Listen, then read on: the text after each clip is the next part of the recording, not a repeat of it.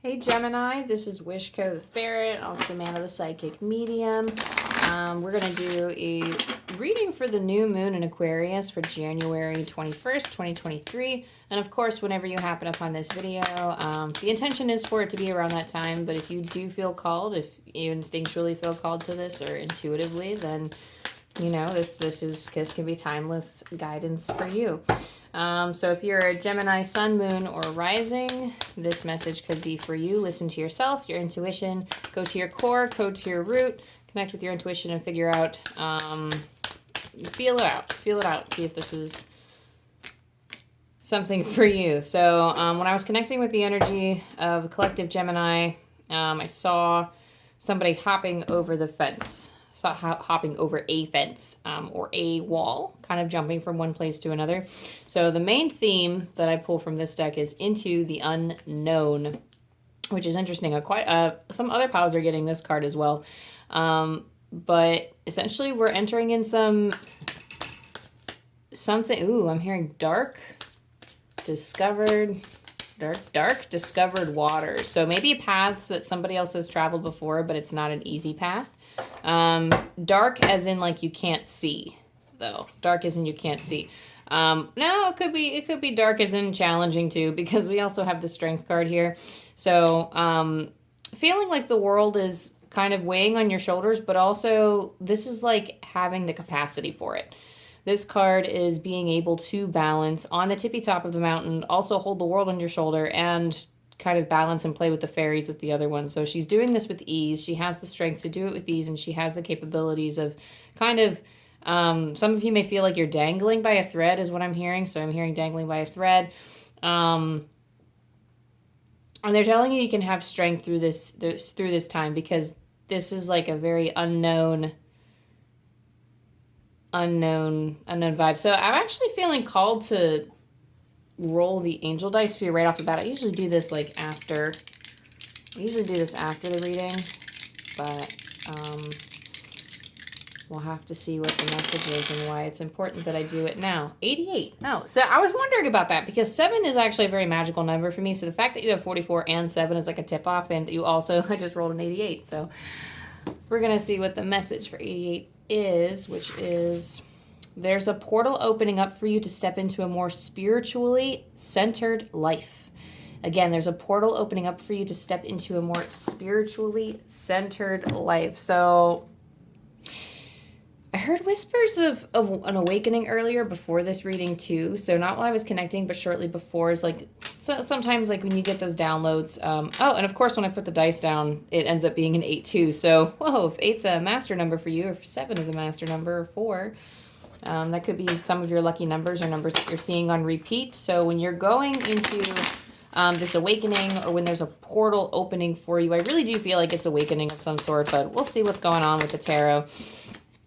We have the 6 of Wands, so you lead the way.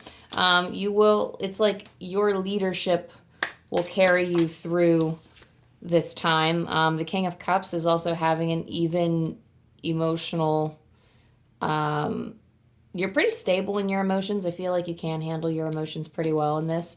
You're leading the way. You have someone's saying you have a God-given talent for staying sane. That was cute.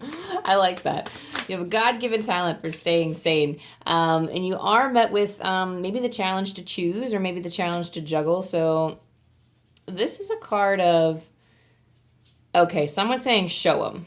Someone is saying show them. So show them that you can do this. Maybe there are some doubters in your life, people who doubt that you can actually juggle these things, or that you can actually make it through whatever path you're going on.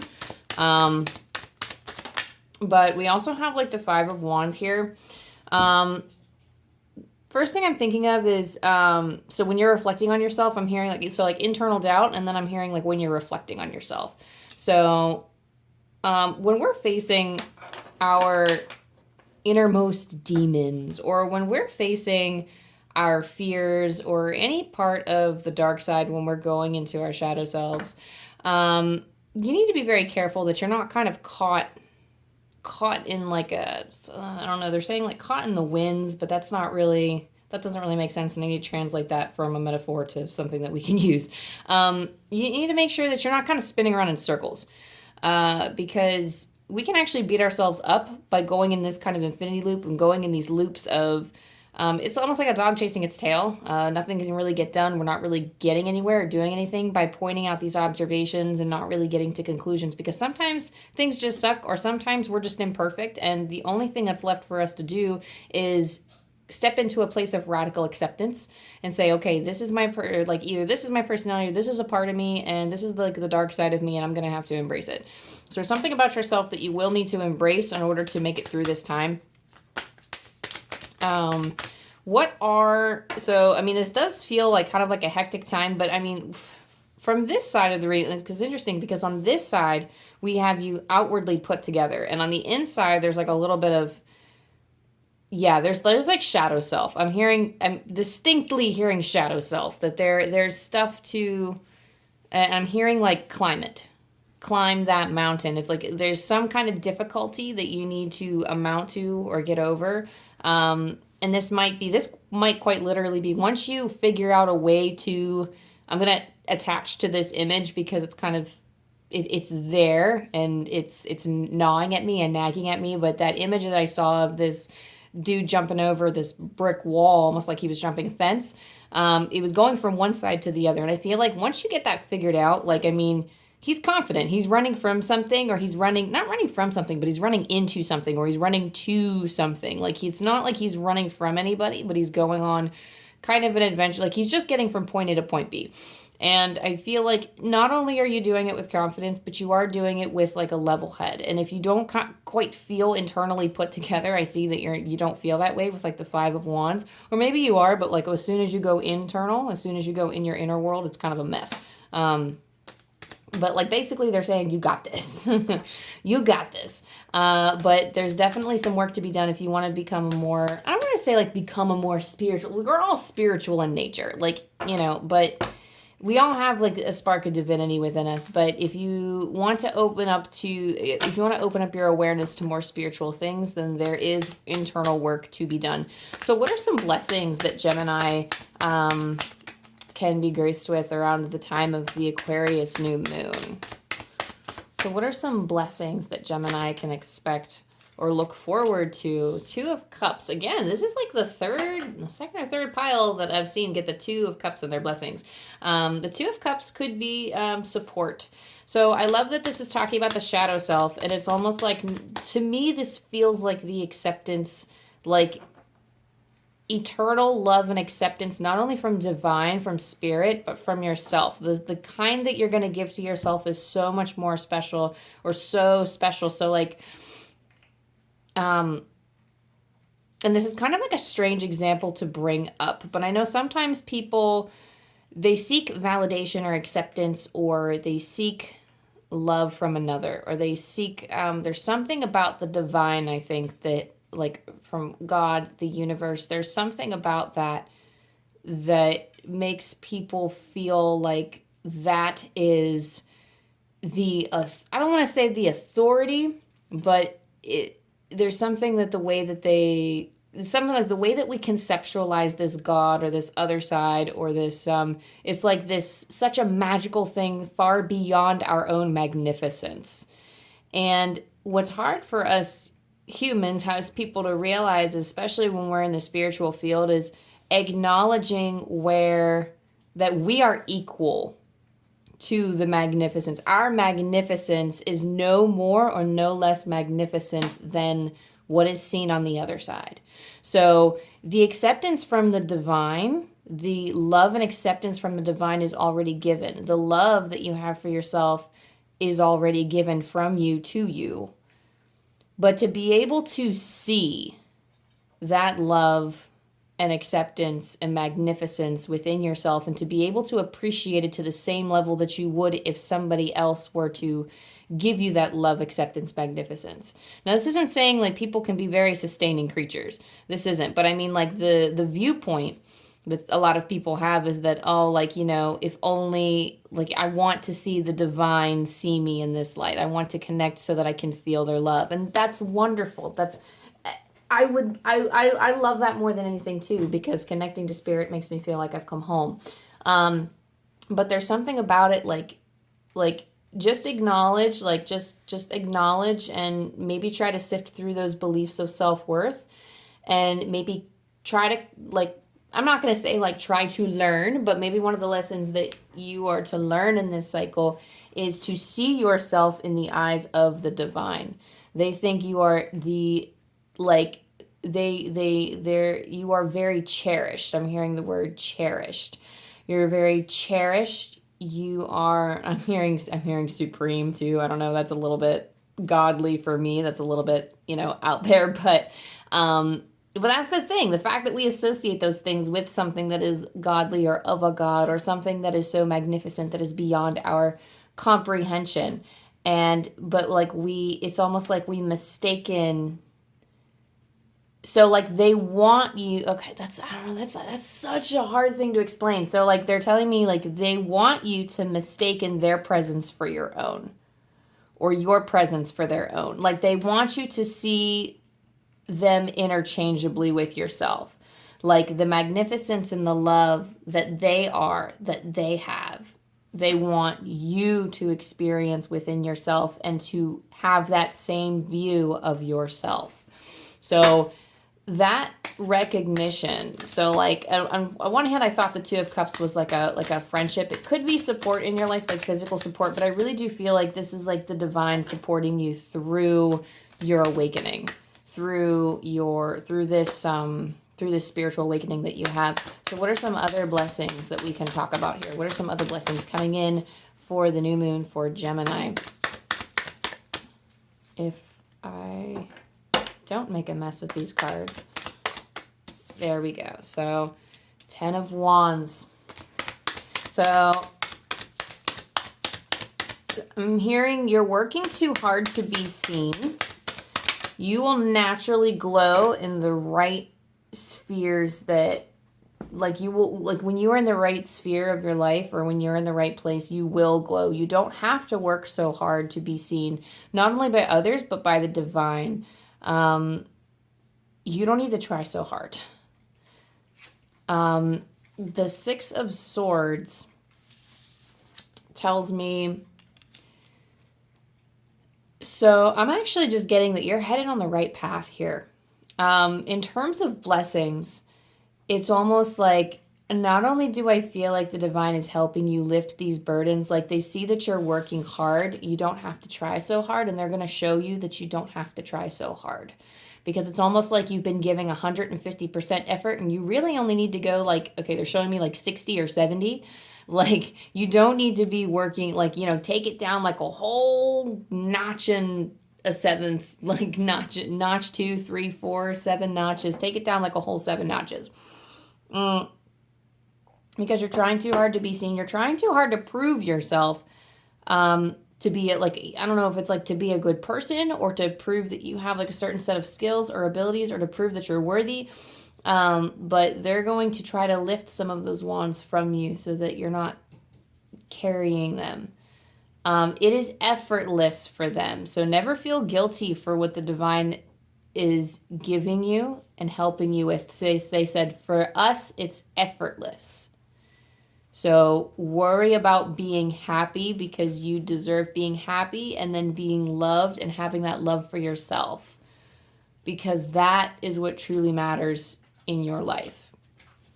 The Six of Swords. Okay, so I'm also hearing that you're capable.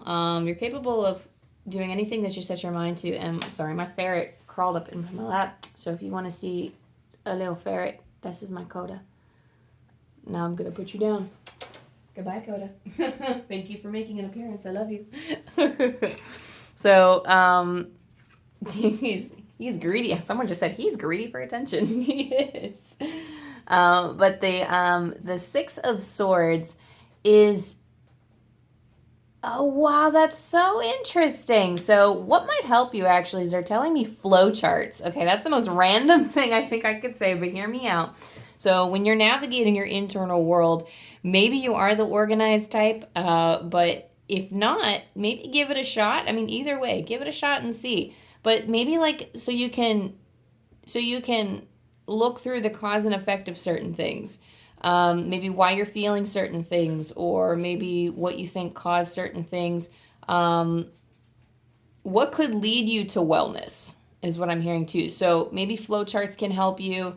Flowcharts leading to wellness. I'm not really going to expand too much on that because I think that's a very specific message for specific people. But don't slip, don't slip. But yeah, I don't know. I feel like I'm hearing like nice, neat. Like, I don't know if we're just kind and very neat people who like to be organized. But you know, and I was looking at just any extra messages. I don't know why I feel like going like, I feel like there's just a lot of messages that can come through for this particular energy. So I'm just feeling the need to pull extra cards. And right now you have the 10 of Pentacles and you have the Queen of Pentacles. And any extra messages that I see with this, let me see if I can sit with these two cards for a second and see if anything in my mind's eye starts moving.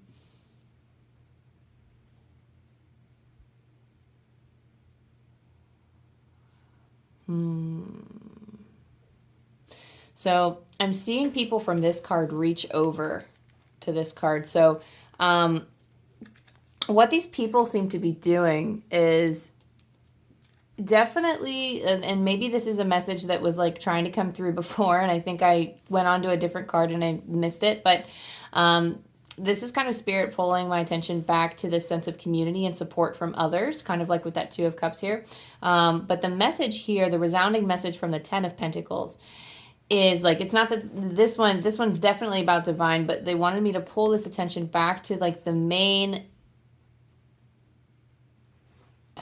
Spirit is always speaking in metaphors. So you're going to have to bear with me here. So sets of squares. So like they're showing me basically a community or a people, if you're not like a part of like a big community, maybe like your support system, but there's something where these people are giving you something. They're giving you resources because Queen of Pentacles is about having the resources that you need. But there's something about the 10 of Pentacles and like they're showing me them like reaching in and giving her these things. So I feel like if you reach out to the people around you and you use them as a resource, because they will in turn provide you with resources. Because, and here's like another tripped up thing. I'm going to bring another example from my life because I think it's relevant.